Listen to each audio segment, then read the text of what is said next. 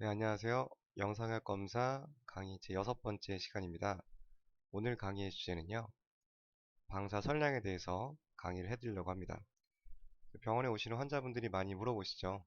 그 엑스레이 검사하는데 몸에 얼마나 해로운지, 또 그 양이 얼만큼 되는지, 정확하고 확실하게 대답을 해주면 환자분들도 이해가 쉬우시고 또 검사에 협조하기가 편하게 되겠죠.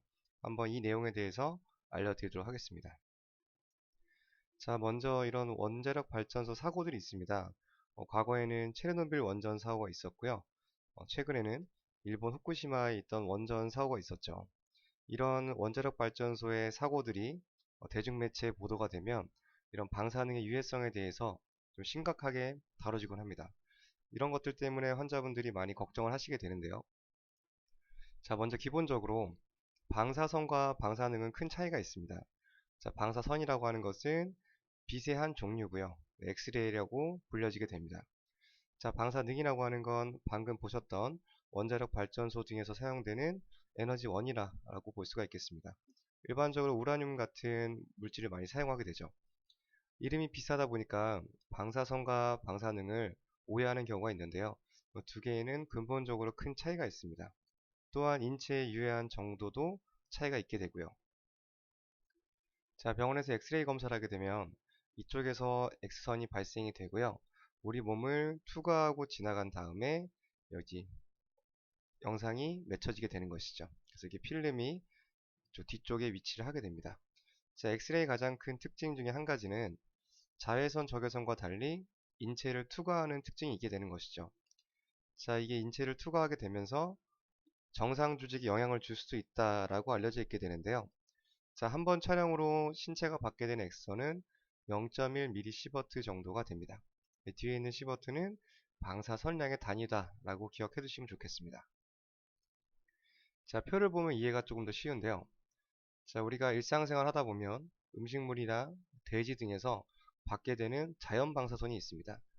자, 일반인 같은 경우 1년간 2.4mSv 정도를 노출되게 되는데요. 여기에 비교해 봤을 때 X선의 양은 굉장히 적은 양이다 라고 볼 수가 있겠습니다. 자, 일반인의 허용 선량에 비춰봤을 때도 적은 양을 사용하기 때문에 인체에 큰 영향을 주지 않는다 라고 분석해 보시면 될 것 같습니다. 자, 조금 더 쉽게 한번 생각을 해볼게요. 내가 만약에 담배 한 가지를 피웠을 때 폐암에 걸릴 확률이 얼마나 될까요? 또는 소주 한 잔을 마셨다고 해서 간암에 걸릴 확률.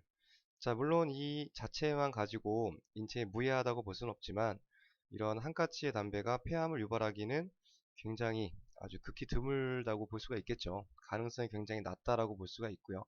그렇기 때문에 인체에 전혀 무해하다고 할 수는 없지만 큰 어떤 병을 유발하기에는 조금 어렵다라고 기억해 두시면 될 것 같습니다. 자, 그럼에도 불구하고 이런 방사선을 막기 위해서 여러 가지 방법들이 있게 되는데요. 대표적인 방법이 납치마를 착용함으로써 방사선의 투과를 막아주는 이런 차폐하는 방법이 있습니다. 이런 식으로 앞치마 같이 착용을 하게 되면 X선이 지나가지 못하게 되는 것이죠. 또는 검사하는 부위를 조절을 해서 그 만약 예를 들어서 척추뼈만 보고 싶다 그러면 그 부위만 X선을 조사하는 방법들이 있습니다. 그래서 최소한의 범위만 지정을 해서 X선을 조사하기 때문에 더욱더 적은 양이 노출되게 되는 것이죠.